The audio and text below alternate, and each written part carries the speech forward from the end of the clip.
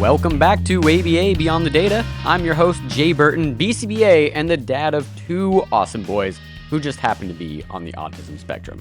This show is designed for behavior analysts and others working in the field of ABA who are trying to bridge the gap between the research we read and what actually happens in real life with real kids and real families that we work with. The goal is simple. Take the research out of the journal articles and bring it into our real practice. Because as we all know, ABA is not just data points. It's not just graphs and beautiful treatment plans. ABA is about people. It is about families. It is about the kids sitting across from us at the table. And sometimes it's about the kids sitting across from parents at the dinner table. And that is exactly where we're heading today. I want you to picture a parent of an autistic child at dinner time. They are standing in the kitchen and they have made the safe food that they have made for the last 4 weeks straight. Maybe it's chicken nuggets. Maybe it's crackers and cheese. Maybe it's a pizza or a specific brand of mac and cheese or whatever food the child is reliably eating nowadays. And when I say reliably eat, I mean that is not just a preference. That is not just, oh, little Johnny loves his chicken nuggets and mac and cheese. I mean, this is the food that's keeping dinner time from going into a full family crisis. This is the food that is literally sustaining little Johnny. And this parent is tired. They have read the blogs. They have heard all of the advice. They have heard, just keep offering it. Don't make separate meals. They have heard, well, they'll eat when they're hungry and, well, just don't let them leave the dinner table. And they have tried all of that. And all it leads to is meltdowns. Dishes and food being thrown and pushed to the floor.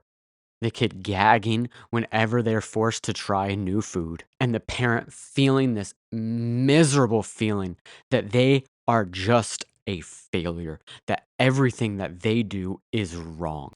The kids crying, the parents crying, and I don't say this story out of nowhere. This isn't some fiction that I've written. This is a story that is extremely relatable to my own life and to the families that I've worked with.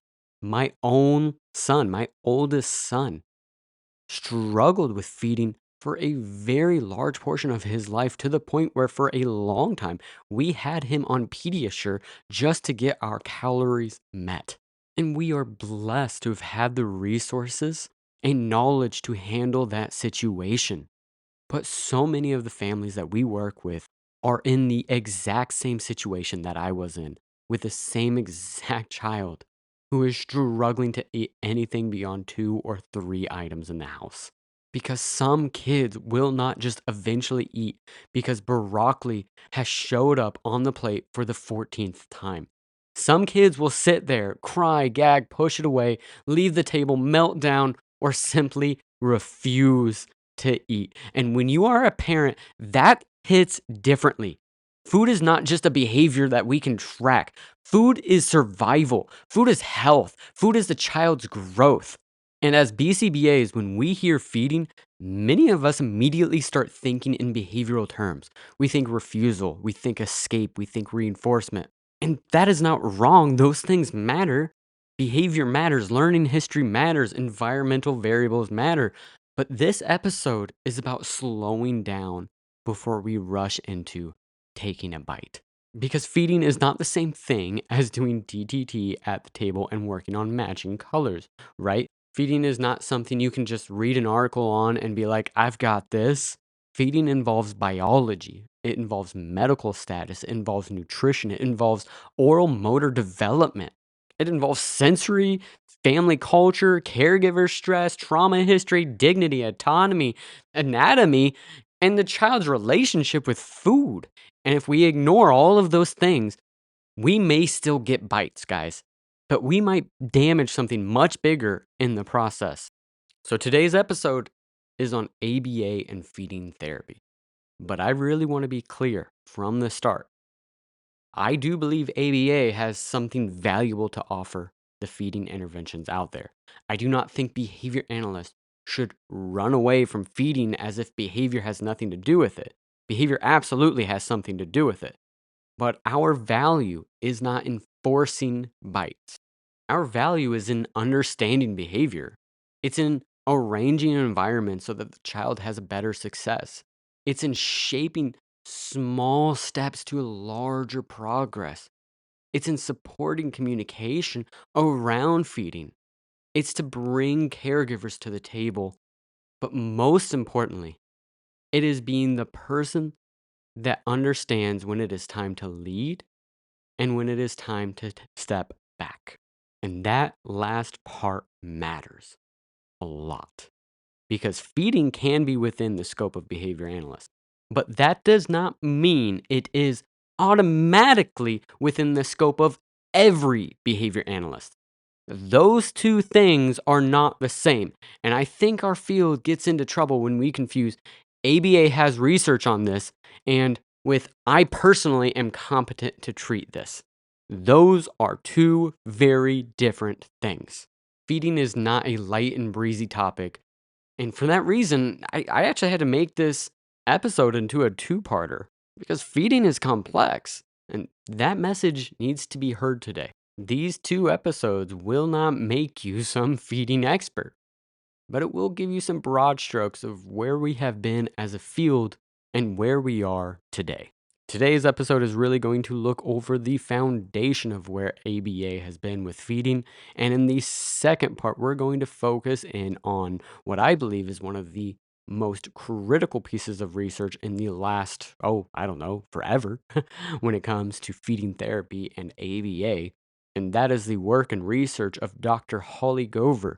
And we're going to be diving deep into her 2023 article and 2024 article so that we can have a clearer picture of what assent and trauma-informed feeding therapy actually looks like.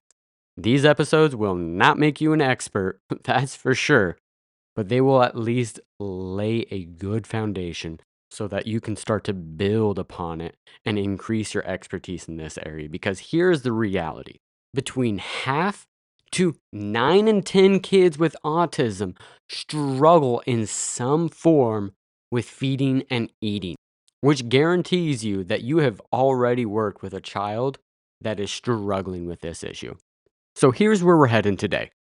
First, we're going to define the different types of feeding concerns that BCBAs may encounter. Because feeding is not one thing. Food selectivity, food refusal, packing, chewing issues, texture concerns, volume concerns, tube dependence, and mealtime problem behaviors are not all the same clinical situation. Then we're going to talk about why older ABA feeding literature has historically leaned so heavily on escape extinction and why the field is starting to shift away from that being the automatic starting point. After that, we're going to review less intrusive behavior analytic strategies, things like shaping, differential reinforcement, fading, and many more. And then we're going to take some time to look at Dr. Holly Grover's current work and to see how that is applying to the overall lens of where ABA is currently. This is going to help lay a foundation to episode 2 on feeding. And finally, we're going to close with scope. We're going to talk about what BCBAs can do, what BCBAs should not be doing without at least additional training and mentorship, and talk about why feeding should be treated as a specialty area rather than something we casually add to a treatment plan because a parent asks us to work on feeding, right? Because he's only eating 5 foods. But before we bite into all of that, a quick CU reminder, ABA Beyond the Data is an ACE-approved continuing education provider. To purchase CEUs for this episode, go to aba-ceus.com. Find this episode in the Get CEUs tab. Add it to your cart and answer 5 questions about the episode. Those questions are there to make sure you listened. They are not there to see if you can quote the literature or name the year that they came out with the articles, right? If you listened and understood the major points, you should be fine. All right, let's take a breath, grab a snack and maybe a juice, and let's go. beyond the bite. So, before we talk about ABA interventions, before we talk about shaping, reinforcement, and assent, we need to start with a basic question. What are we actually talking about when we say feeding concerns? Because I honestly think this is one of the first places BCBAs can get into trouble. We hear feeding problems and we treat all feeding concerns like they are the same thing. They're not. A child who eats 12 foods but refuses vegetables is not the same clinical situation as a child with poor growth or aspiration risk or chronic vomiting or tube dependence. A child who refuses mixed textures is not the same as a child who cannot safely chew table food, or the child that gags when they see broccoli being placed on the table is not inherently the same concern or even in the same regard of concern as the child who is coughing during meals or while they're trying to swallow. Those differences matter.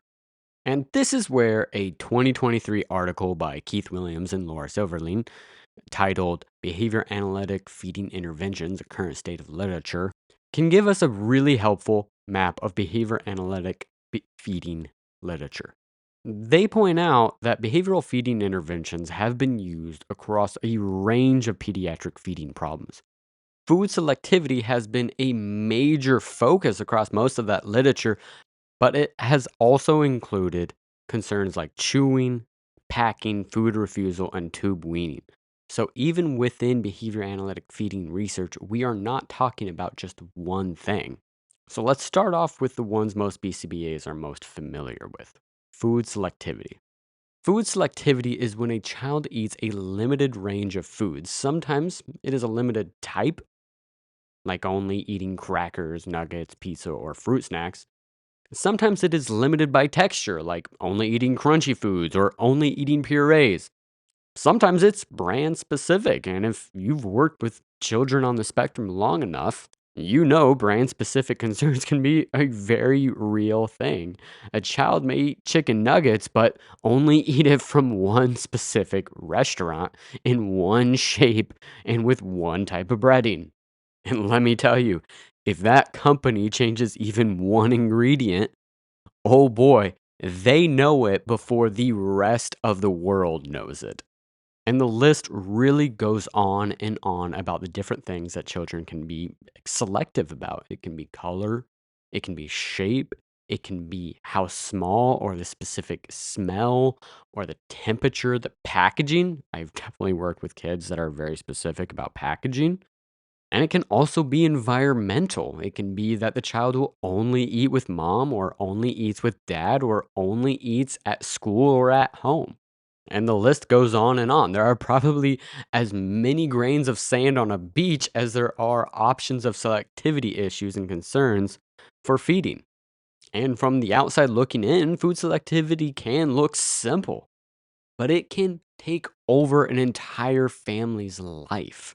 It can limit where a family can go out to eat. It can affect school lunches. It can make birthday parties extremely stressful or almost feeling humiliation as you're bringing in, and this is a real story I've seen, your own cooler just so that you can go to the birthday party and that your child can participate. And it can make travel, oh my god, I can't even tell you how difficult it can make travel, and I say this from personal experience. My wife is from Puerto Rico, and so when the family travels to Puerto Rico, you better believe it that we are bringing a whole carry-on of different snacks that we know for sure the boys eat and that they don't have any concerns with. And these are boys that, relatively speaking, their selectivity issues are not that concerning. And to be clear, selective eating does not automatically mean the child is medically unsafe. Some children with food selectivity are getting enough calories. They may be growing, they may be medically stable, but their diet may still be extremely limited, and it may create nutritional concerns, social limitations, and family stress. And let me tell you from personal experience, the family stress is real, guys. It is real. And that is different from broader food refusal. Obviously, outright food refusal is going to be more serious. And it may involve a child refusing most or all foods, or refusing entire meals, or not consuming enough volume to support their growth or health. So maybe they are consuming a little bit. Maybe it's not outright complete refusal, but they're still refusing to get the level needed for proper growth and health, right? That is where we start moving into territory that may require much closer medical involvement. When intake is low enough that weight gain, hydration, growth, or medical stability is a concern, we are no longer just talking about picky eating. We are talking about a potentially serious feeding disorder. And BCBAs can play a great role in this. I have definitely worked with clients out there that are limited intake kiddos, but we need to be speaking with their pediatrician or a nutritionist or both. Because here's the thing, if they are not getting enough calories, a more serious course of action may be needed. Potentially just some Pediasure, or in more serious cases, we're talking about tubes here, guys. Then we move into chewing concerns, and this is where BCBAs need to start really slowing down. Yes, as BCBAs, it is within our scope to work on the child's intake levels. Of course, we need to work with their pediatrician or nutritionist to make sure that we are following the right procedure and the right health plan for this client's overall health. But intake in itself isn't the most difficult thing. But chewing is a much more difficult area for us BCBAs to work on. And we absolutely need to bring in outside consultation with an SLP, because won't chew and can't chew safely are not the same thing. A child may refuse to chew because of a learning history, and that's where ABA can be supportive. In those situations, it might be connected to learning history, texture, sensitivity, or just avoidance.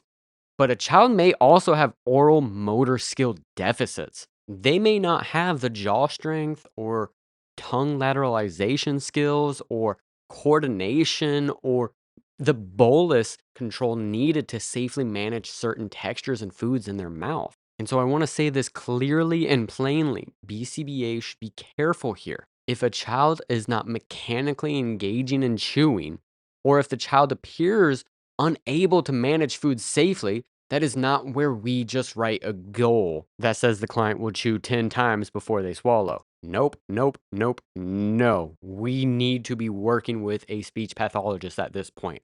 Absolutely.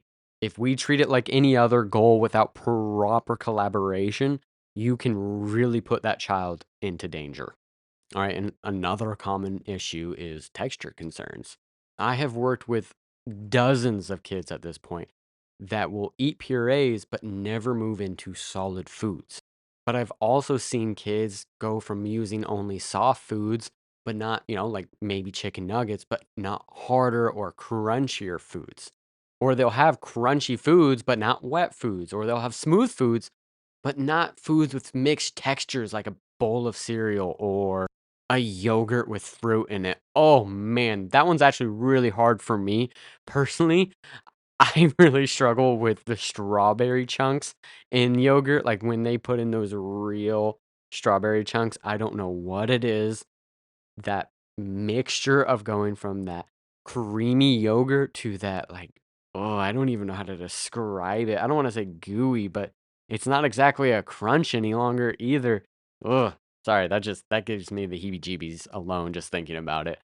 But mixed textures can actually be a big issue for many individuals with autism, and for neurotypical children, and for neurotypical adults out there as well. I don't know how many times I hear from RBTs as we're doing feeding programs with kids that say like, "Oh yeah, this certain texture gets me," or like, "Ooh, I can't have pudding because like, there's something slimy about it," or I don't know. So this is a very common issue. Another common issue is foods that have a variety of textures. One that kind of broke my heart was blueberries. My youngest son used to love blueberries. I'm really trying right now to get him back into it. But something happened, an experience, and I can't tell you exactly what because I don't know the exact moment it happened. But I know that blueberries have a variety of different textures in any single batch, right? Sometimes they're really hard. Sometimes they're really squishy, sometimes they're extra sweet, and sometimes they're extra sour. And I love that mix, but for my little dude who expects consistency, and for other individuals on the spectrum that expect consistency from their food, it can be very troubling when food all of a sudden doesn't taste right or doesn't feel right in your mouth, right? And this is one of those areas that BCBAs can absolutely have a role, but it's also important for BCBAs to understand the individual in front of them and to understand when it is in their scope and when it is not in their scope. Sometimes only eating purees is just a texture issue, but sometimes it's a swallowing issue that the parents haven't addressed or haven't understood. So make sure that you speak with a speech pathologist to understand precisely what is happening there. And then from there, we also have children that are dependent on tubes, and that being either the nasal tubes that are passed down through the nasal passage into the child's stomach, or those that go into a surgery to have their tube placed directly into the stomach. Usually, you see this on the belly. Tube weaning is an extremely complicated feeding concern that the vast majority of BCBAs should not be coming anywhere near, at least not on their own. Individuals that have had tubes placed likely have additional concerns going on, such as GI issues, swallowing concerns, nutrition concerns, growth concerns, medication concerns, and medical histories that are far beyond the scope of ABA. Can behavior analysts be part of those teams? Absolutely, and we should be part of those teams. But this is one of those areas where it's less about collaboration and being willing to take a step back and being outside of the driver's seat. And I know for BCBAs, this is not the easiest thing for us to do. I know it can be very difficult for us to let things go, but it is important that the individual driving the plan of when it is time to fade and wean this tube is not the BCBA. It is their GI doctor, it is their pediatrician, it is whoever has made the decision from a medical standpoint to place this. And then from there, there needs to be clear collaboration with nutritionists and likely a speech pathologist and potentially an OT as well, depending on the severity of the posturing and swallowing concerns. And so when you get handed a case with a child that is tube dependent, the first thing you should be thinking is, I need to reach out to their pediatrician ASAP to have a better understanding of what is going on here. Because tubes don't even always mean feeding concerns, or at least not in the typical fashion that we think of. I had a patient with a cleft lip, and when they had the surgery to correct it, they no longer needed to have the G tube in there anymore. And so it was removed, but they still had part of that tube in there for several months as it was healing up and properly closing.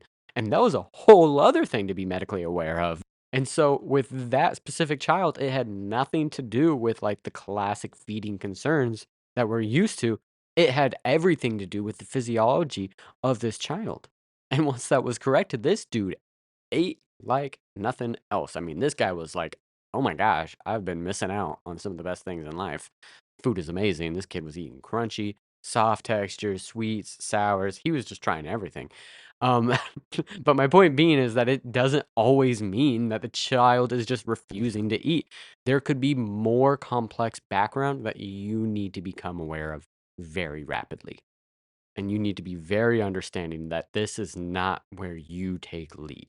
This is where you step back and listen and see where ABA can fit into the nutritional plan that the doctors have laid out.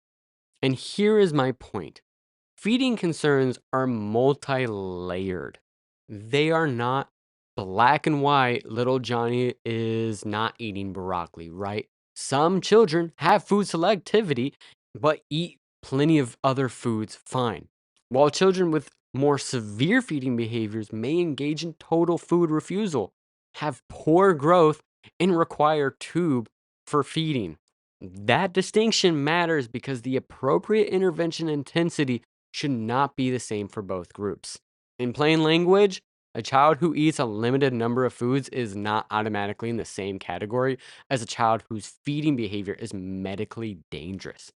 That does not mean we ignore selectivity. Selectivity can matter. It can affect nutrition and social life, and of course, family stress, which is always a huge one for me, and of course, their quality of life. But we have to match our response to the actual clinical concern.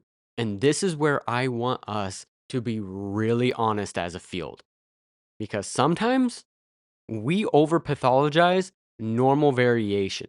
Not every kid who dislikes vegetables needs feeding therapy, okay? Not every child that doesn't want to eat broccoli needs to be sat down at a table and forced to eat it.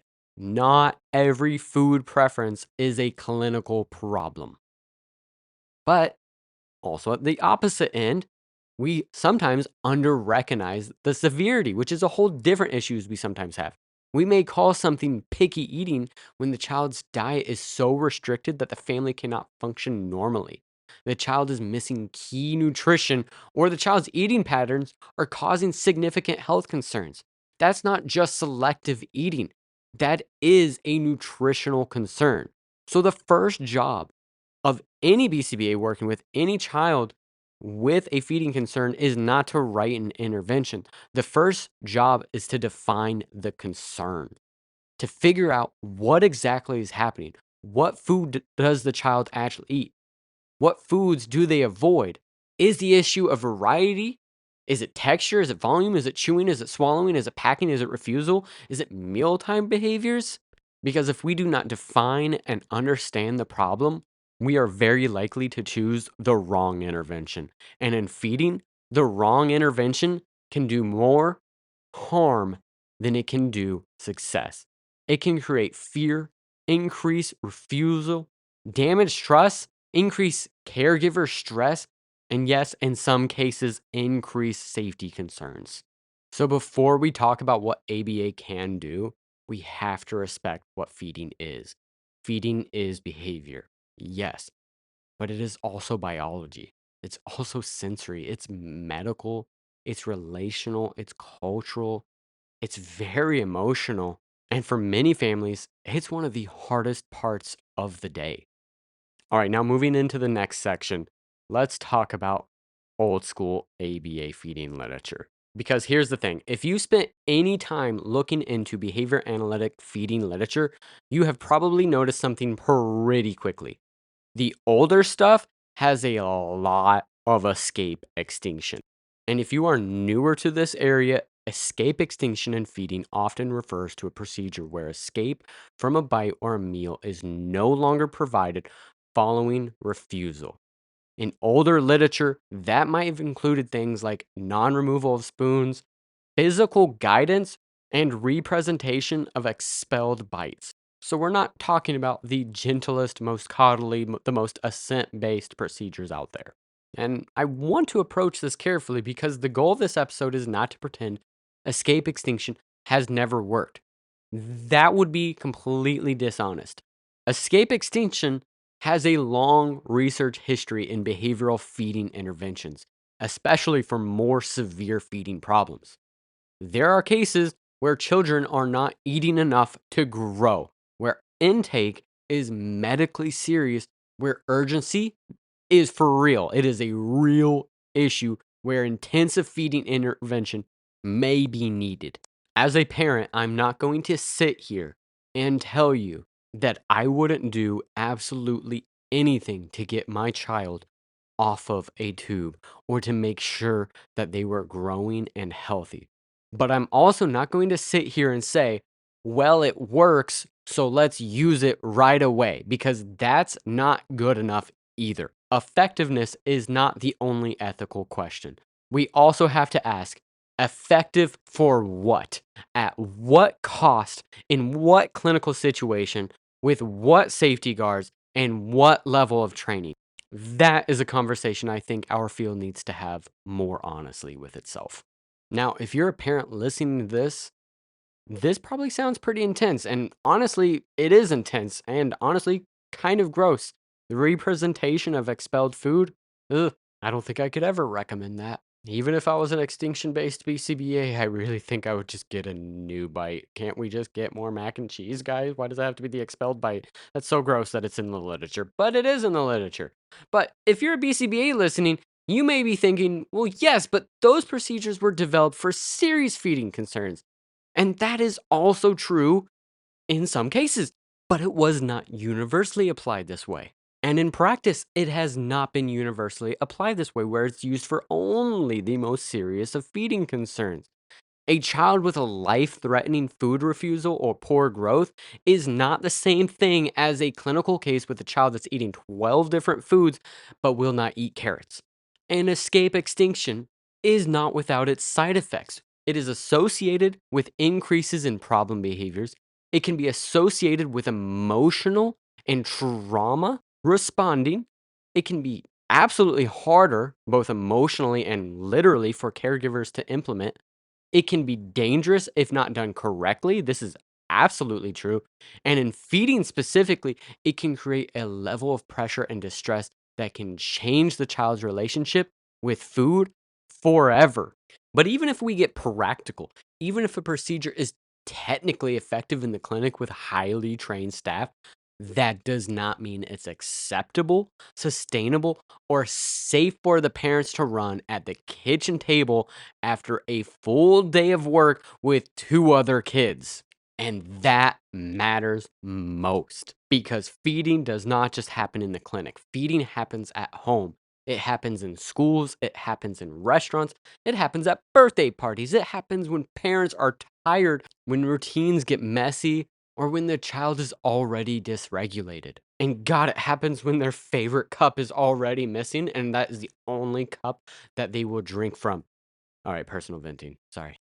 Feeding does not just happen in the vacuum of clinical space and where research is being done, guys. So when we recommend procedures that families cannot or will not implement, we have not really solved the problem.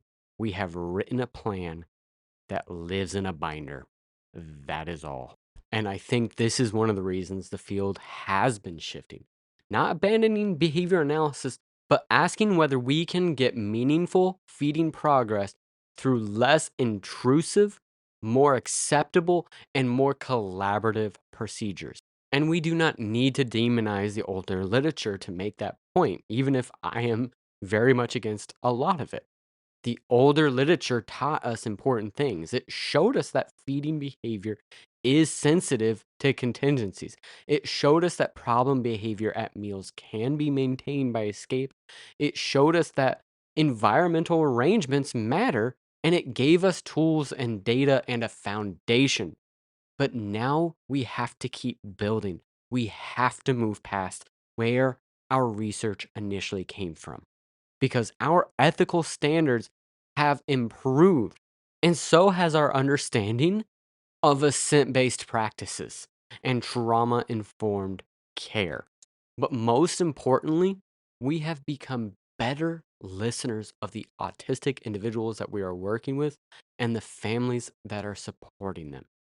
So it is time that we move past these procedures, that we build upon them as a foundation, but that we improve the implementation. The science doesn't have to change. We have proven the theory that feeding and selectivity and behavior analysis can be done, but now it is time to improve those procedures. So here's the question for this section. The question is not, has escape extinction ever worked? The question is, should that be our starting point when a child is selective but medically stable, eating some foods and capable of participating in a slower, more collaborative process?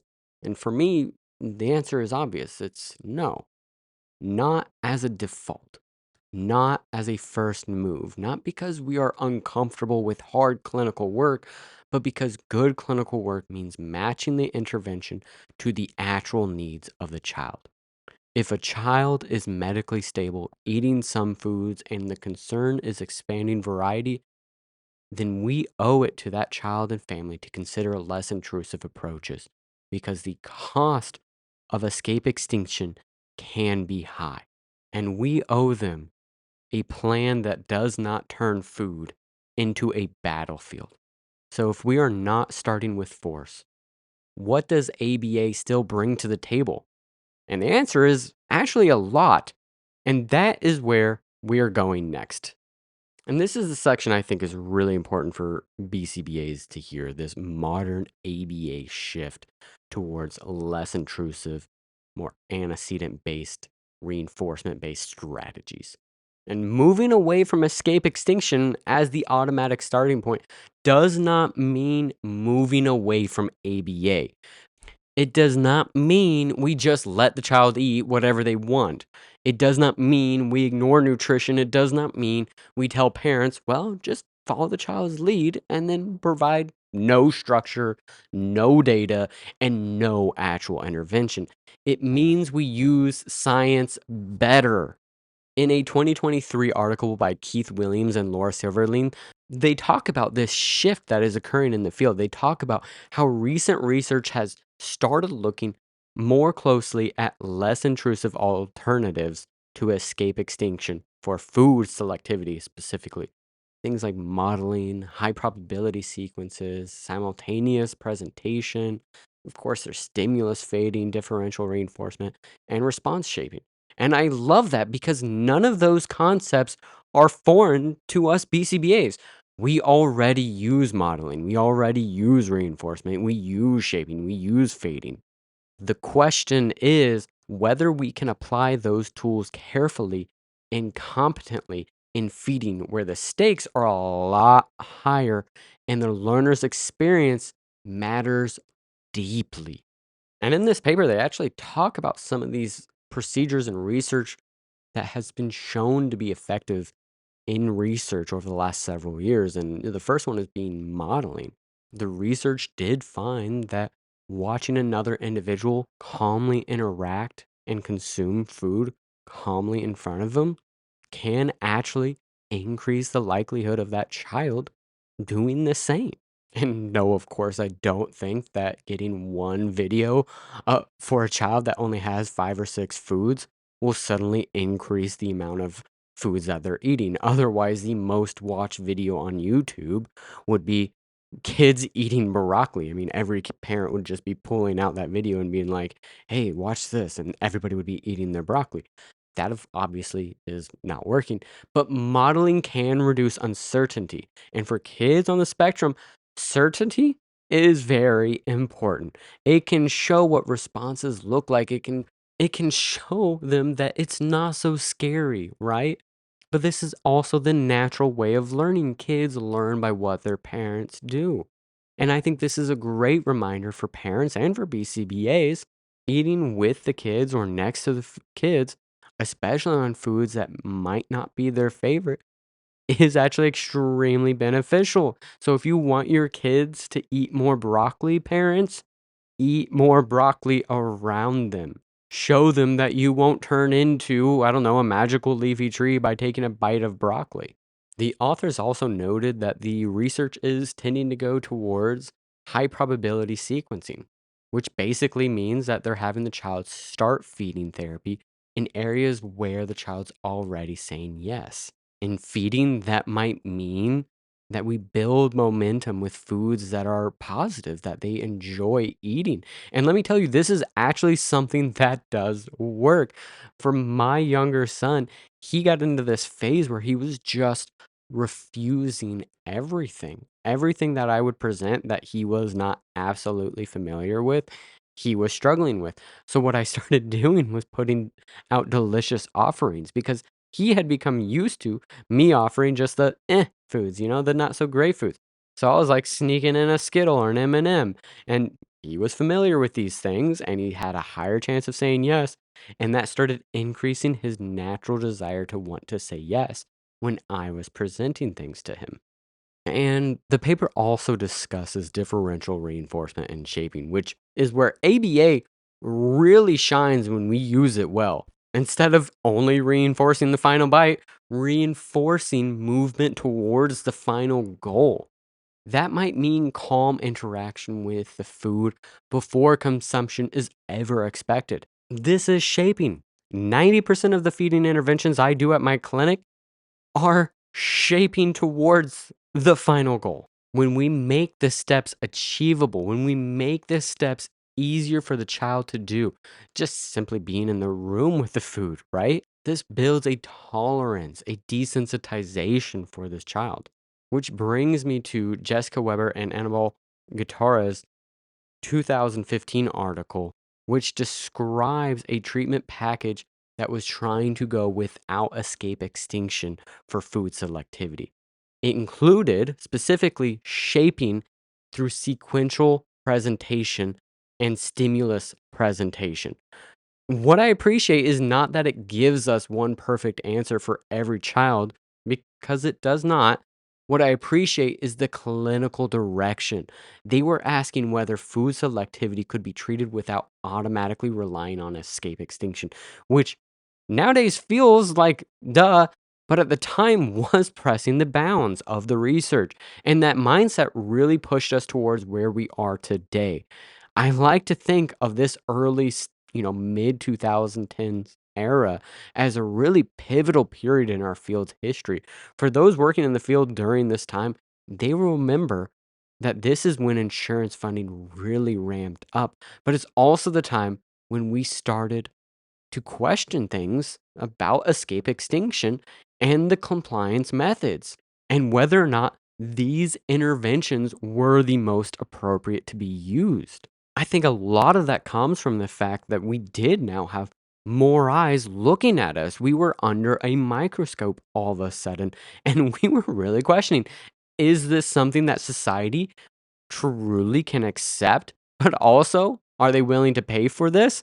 Because insurance at this point was just going wild. It seemed like state after state from 2010 to 2000, I don't know, 17 was rapidly going towards funding of ABA services through the insurance system. So Weber and Gutierrez's paper is not the final ending point, but I think it was presented at a time where the field really needed to stop and look at what we're doing and whether or not society as a whole is going to pay for this form of intervention. Who knows if this was actually going on in the back of anybody's head at this time, but I think it's important to understand that this shift, as more eyes were on the field, was occurring.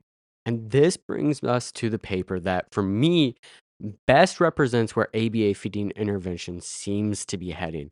And this is the work from Dr. Holly Gover and colleagues 2023 paper prioritizing choice and assent in the assessment and treatment of food selectivity. This is honestly one of the best papers out there on feeding.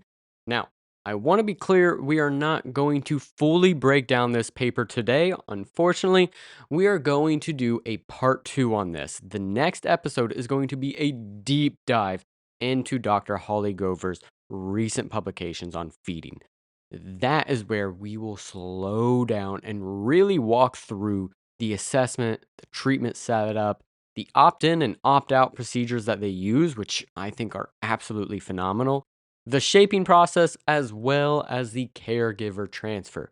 We will also dive into one of her other publications on trauma informed feeding procedures and see how those two papers tie together into a more child centered, more compassionate feeding procedure. But today, I want to use this paper more as a signal of where the field is moving.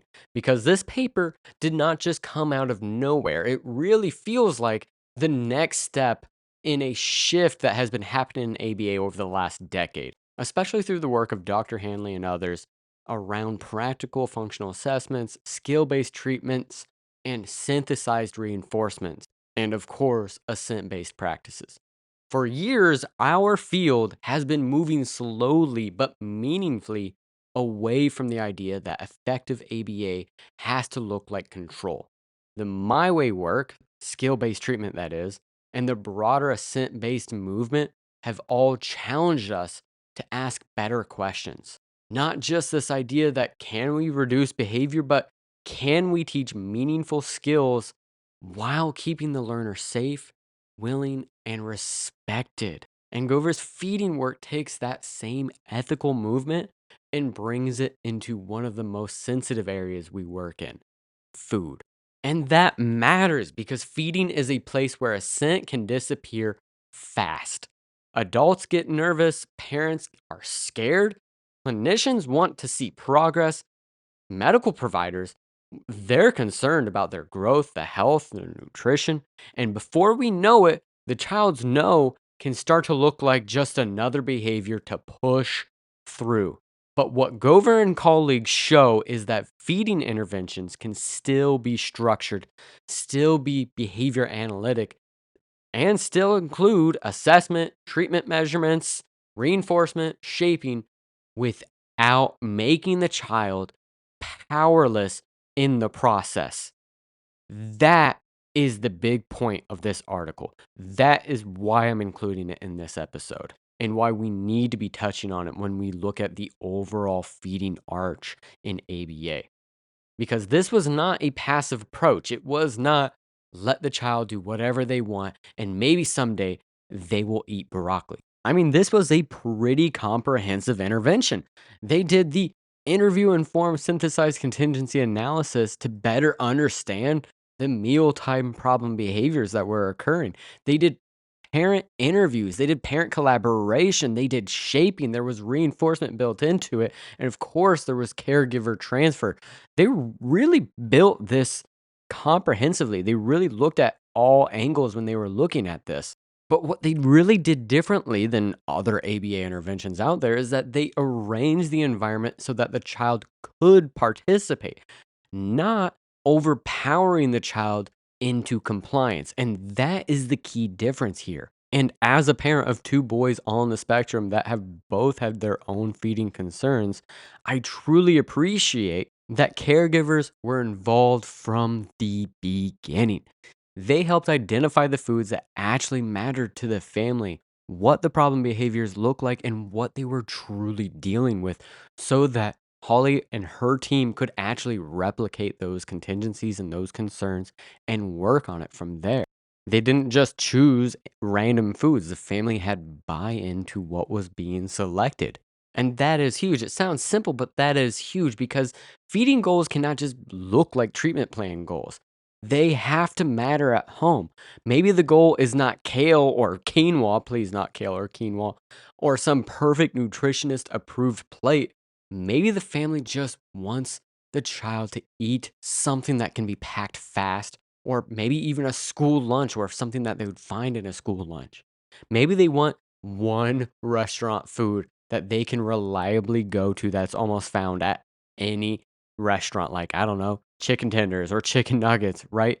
That is quality of life. Being able to actually integrate the child into the community, to actually be able to eat things that make their life, the parents and the child's life, easier. Years back, I had this family that I once worked with a child that would only eat a specific rice dish that the grandmother would make. They had a literal freezer full of it, and it had vegetables, protein, and honestly, it smelled amazing. I am no nutritionist, but it was pretty well balanced, guys.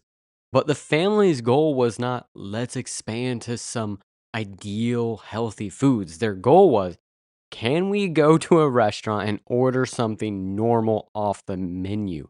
And yes, you bet they did pick chicken nuggets, and that's where I get that example from.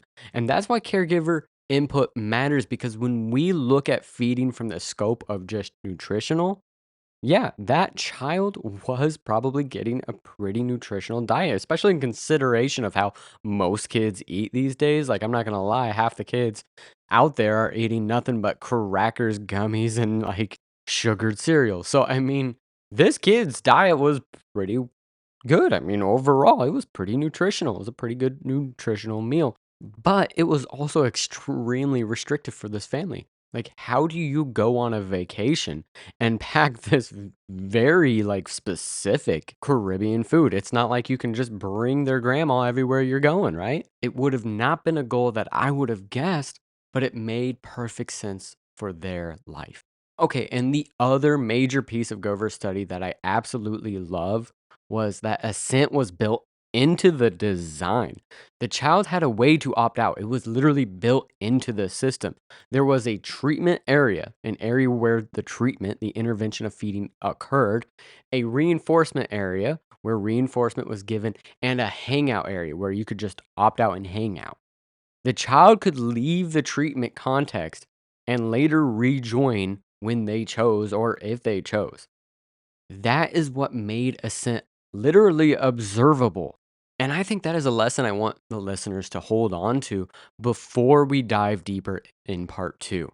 Assent is not just a vibe, it's not just saying, he seems okay. It has to show up in the actual arrangements that we create in our interventions. If the learner cannot pause, cannot leave, cannot say no, and cannot return voluntarily, then we are not really measuring assent. We are measuring whether the child stayed because they had no other option.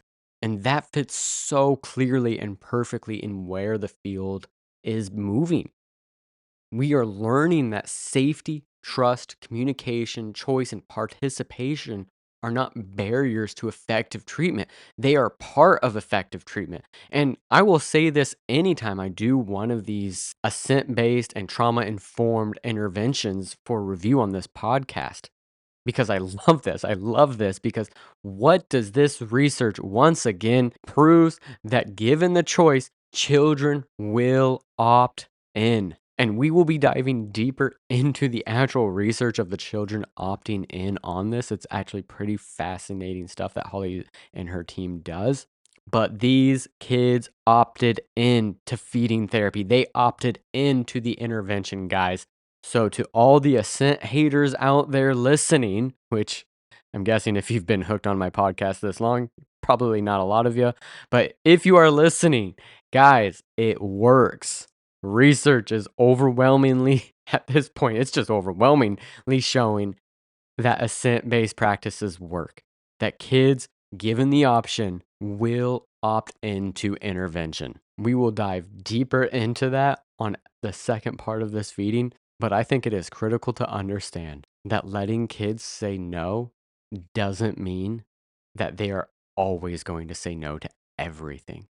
That when we build trusting relationships, that when they have communication and ability to opt in or opt out, the research is showing that the kids opt in. Because guess what, guys?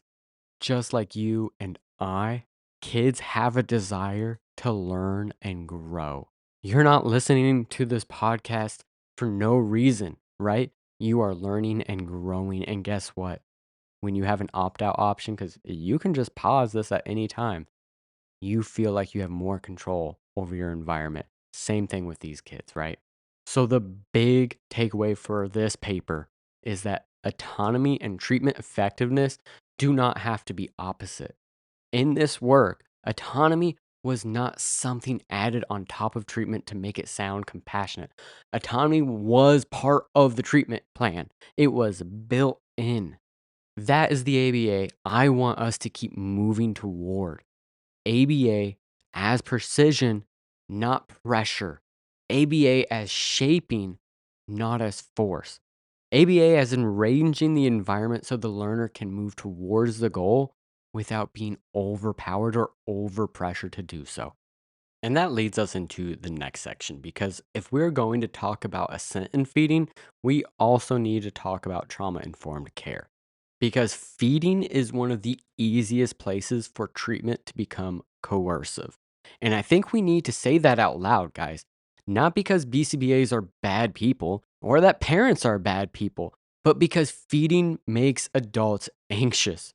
When a child is not eating enough, not eating a variety, not gaining weight, or refusing whole categories of food, everyone feels pressure. Parents worry about nutrition, doctors worry about growth, teachers worry about lunches at school, and us BCBAs worry about treatment progress. Everyone is trying to get the child healthy, safe, and supported. But that anxiety can push us toward control really fast. It can make us move quicker than the child is ready for. And unfortunately, it can make us interpret refusal as defiance instead of what it really is, communication. It can make us push through distress because we tell ourselves this is for their own good. We get so focused on getting the bite that we stop noticing what the child is truly experiencing. That is where trauma informed care matters most. Trauma informed care is not a separate therapy.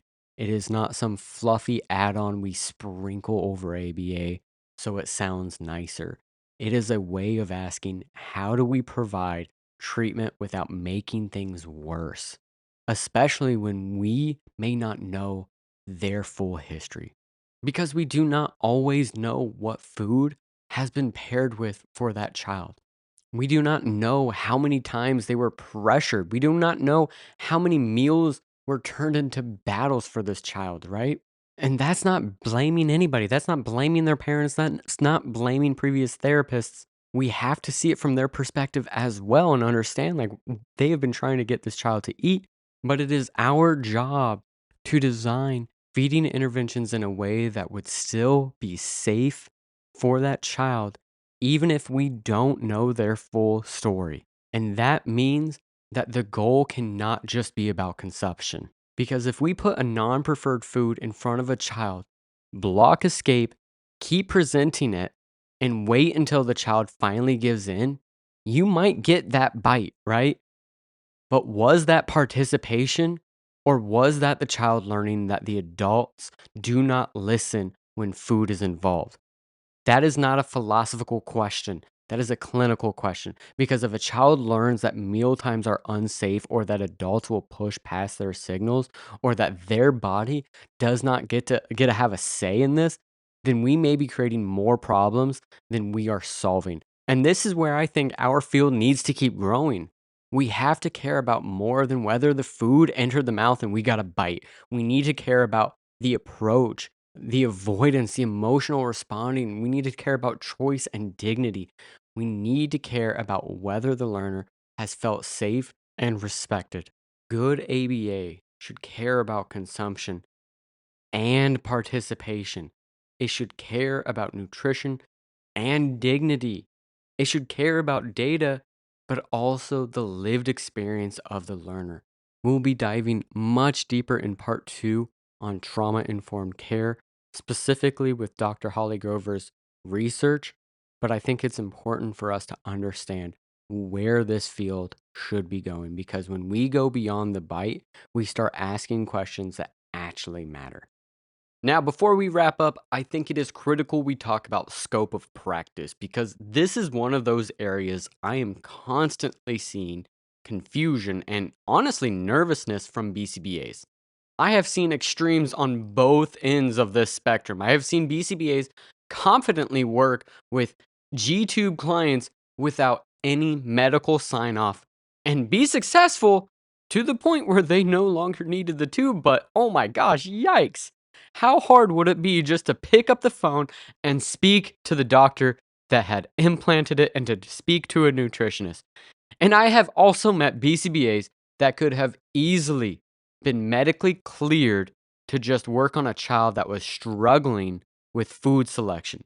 They had a kid who was eating only Wendy's fries and nuggets, right? That does not take a lot of response effort on our half to get cleared for. And look, I know, the scope conversations are not always the most exciting part of podcast content. Nobody wakes up in the morning and says, you know what I want with my coffee today? A nuanced discussion of professional competency. But with feeding, that is not optional. We have to have this discussion, guys. Feeding is within ABA. There is behavior analytic feeding research that goes back decades and decades. And I don't always agree with some of the old stuff, but it goes back for longer than I've been alive times two, right? So there are BCBAs and behavior analysts who specialize in pediatric feeding. There are feeding programs where behavior interventions are basically just behavior analysis dressed up and called something else. So I do not want anyone to hear this episode and think I'm saying feeding is not for BCBAs. That is not my point. My point is that feeding is not automatically within every BCBA's competency just because it involves behavior. I have heard BCBAs say, well, if it's a behavior, it's in my competence. And that is just a bit of a stretch, especially when it comes to feeding. And Keith Williams and Laura Silverling's 2023 paper on the current state of feeding in the field of ABA does a great job breaking this area down for us. And they are really clear that clinicians working in pediatric feeding need adequate knowledge and training. They note that some feeding interventions require hands on training and supervised practice. Following research or simply following a written protocol is not enough. And guys, that makes sense because with feeding, you are working with oral intake, you are working with swallowing, chewing, nutrition, possible pain. You never know when that's there. A whole array of medical concerns, and of course, family stress. And guys, that list could go on and on. There can be reflex issues, constipation, aspiration risk, food allergies, oral motor deficits, or nutritional deficits. And no, it's not the BCBA that needs to diagnose those things, but the BCBA does need enough interdisciplinary knowledge to know when something is outside the behavioral lane. That is just humility. That is the humility piece of feeding. You do not need to be a speech pathologist to notice that a child is coughing during meals and say, we need an SLP or a medical provider involved. You do not have to be a dietitian to recognize that a child's diet is extremely restricted and say, hey, we probably need a nutritionist support here. You do not have to be a physician to understand that chronic vomiting, weight loss, or dehydration or pain need somebody else to step in, need a physician to step in and provide support. And this is where the phrase consult with your doctor is just not enough, guys. Sometimes BCBAs use that like it's a disclaimer, almost like a checkbox. Parents say the doctor said it's fine and we move on. But for feeding, we need to be more thoughtful. What exactly was cleared? Was swallowing assessed? Was oral motor skill assessed? Are there GI concerns? Is the child growing? Are there nutritional deficits? And guys, that does not mean we need to make every mild food selectivity case into a massive medical production. Williams and Silverlings make a balanced point here too. Some children may present with milder feeding issues where a single provider may be appropriate with minimal or no involvement from other disciplines. But children with more significant feeding problems are likely to benefit from interdisciplinary treatment because there may be behavioral, oral, nutritional, or medical factors all interacting on a single patient. That is the clinical judgment we need. Not panic, not arrogance. We need good clinical judgment. For a medically stable child with just food selectivity and who has been cleared by their pediatrician, and where the BCBA has real training and mentorship in feeding, there is a legitimate ABA role. But once we start hearing things like choking, coughing during meals, or that wet, gurgly voice after swallowing, we need to slow down. That may be a swallowing issue. And that is where I want a pediatrician and a speech pathologist with feeding and swallowing experience involved. Same thing if the child is losing weight or showing signs of dehydration or absolute refusal of food. That is not just picky eating, guys. That is medical and nutritional territory. And ABA may still play a huge part in the plan to support, but medical stability comes first. That may mean a pediatrician or a dietitian or a GI getting involved and taking steps that may be necessary to bring medical stability, such as the placement of a tube, right? Something we would have absolutely zero clue when to decide when it needs to be done. And here's another one. If a parent tells me that the child is chronically vomiting, appears like they're in pain during meals, or suddenly starts refusing foods that they used to love eating, I am not assuming escape, guys. Pain can look like refusal.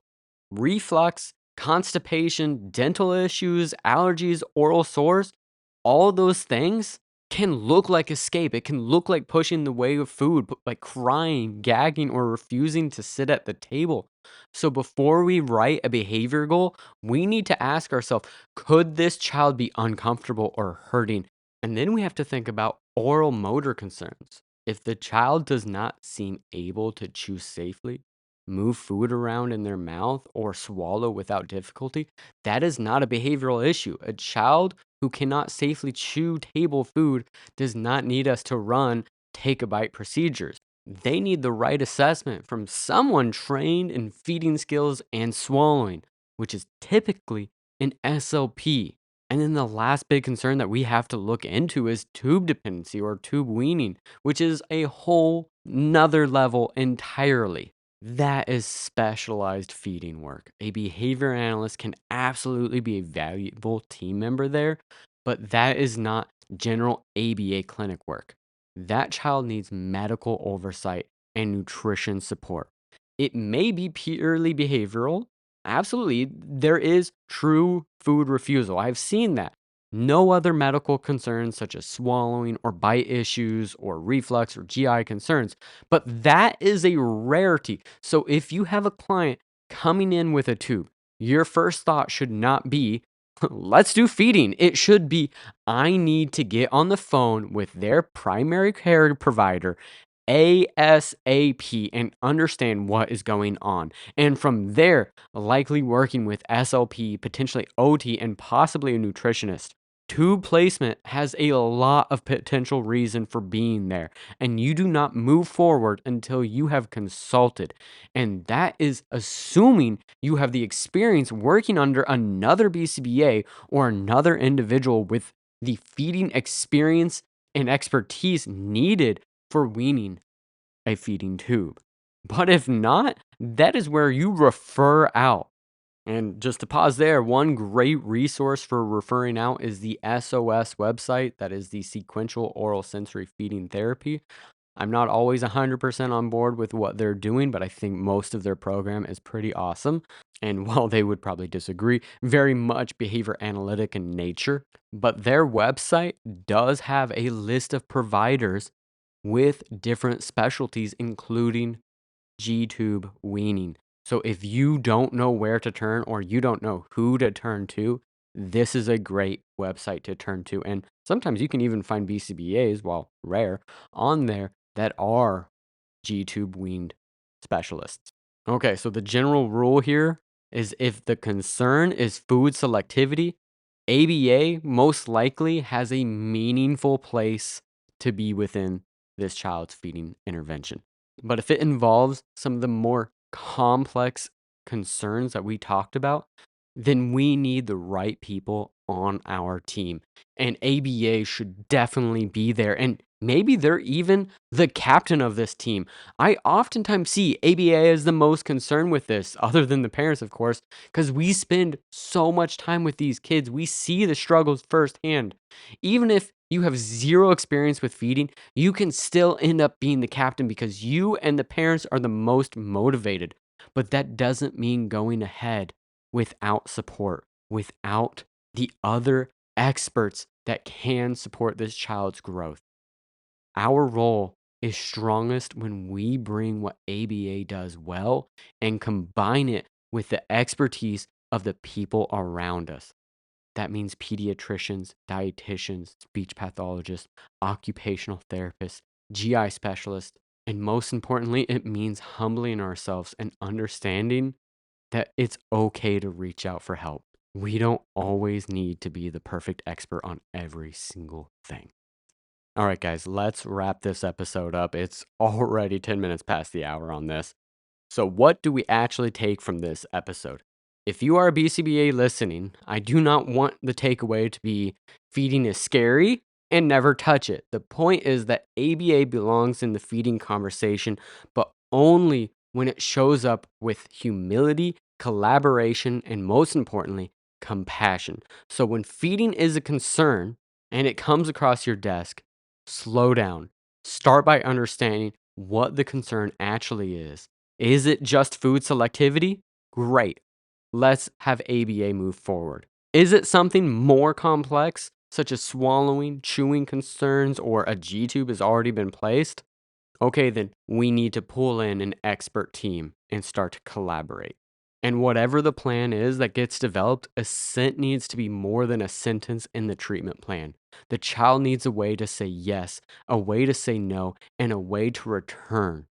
Avoidance, emotional responding, and participation cannot be side notes because what we're dealing with is something that can change the child's outcomes and how they perceive food for the rest of their life. Structure is necessary, but compassion lays the foundation for a wonderful intervention to allow this child to thrive with the foods around them. ABA has a lot of valuable things to offer feeding therapy, but only if we remember that food is not just a response to increase. Food is sensory, food is medical, food is relational, food is cultural, food is emotional. And when we remember that, we can start doing feeding work in a way that actually goes beyond the bite. Now, this episode was just a general coverage of feeding in ABA, where it's been, where it is, and where it's going. In part 2 of Beyond the Bite, we're going to dive deep into Dr. Holly Gover's recent feeding protocols that are all around trauma-informed care and assent-based practices. We are going to break down these protocols piece by piece so you may be able to implement them on your own. That is our episode, guys. If you are listening for CEUs, head over to aba-ceus.com, find this episode, and answer 5 simple questions to complete your CEU. Thanks for spending this hour with me on ABA Beyond the Data and for the work you're doing for the kids and families we serve. I'm Jay Burton, and as always, thanks for going beyond the data.